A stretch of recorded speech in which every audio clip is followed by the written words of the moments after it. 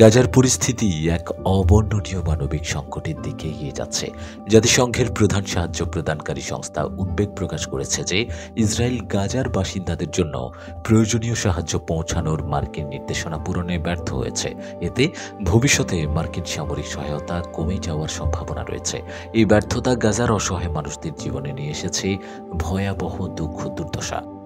গত মাসে মার্কিন পররাষ্ট্রমন্ত্রী অ্যান্টনি ব্লিংকেন এক তীব্র বার্তায় ইসরায়েলকে নির্দেশ দিয়েছিলেন যেন ৩০ দিনের মধ্যে গাজায় সাহায্যের পরিমাণ উল্লেখযোগ্যভাবে বৃদ্ধি করা হয়। সেই সময়সীমা শেষ হয়েছে মঙ্গলবার। অথচ গাজার উত্তরাঞ্চলে দুর্ভিক্ষের আশঙ্কা গভীর হচ্ছে। গত এক মাসে এই অঞ্চলে প্রায় কোনো সাহায্য পৌঁছায়নি বলে জাতিসংঘের রিপোর্টে বলা হয়েছে। মানুষের ক্রন্দন ও বেঁচে থাকার আকুতি এখন প্রতিদিনের বাস্তবতা। জাতিসংঘের সমন্বয়কারী লুইস ওয়াটারিস এক হৃদয় বিদারক বিবৃতিতে বলেন, এখানে যথেষ্ট সাহায্য নেই। মানুষ খাবারের জন্য লড়াই করছে, আর কোনো উপায় নেই তাদের। গাজার বিভিন্ন জায়গায় আটা পাওয়ার জন্য মানুষের মধ্যে সংঘর্ষ হচ্ছে। খাদ্যের সংকটে অনেক স্থানে খাবারের মূল্য বেড়েছে অস্বাভাবিকভাবে।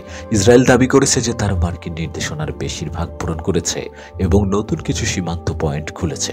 তবে জাতিসংঘের মতে বর্তমানে প্রতিদিন গড়ে মাত্র ৪০ ট্রাক সাহায্য গাজায় পৌঁছাচ্ছে, যা প্রয়োজনের তুলনায় অত্যন্ত অপ্রতুল।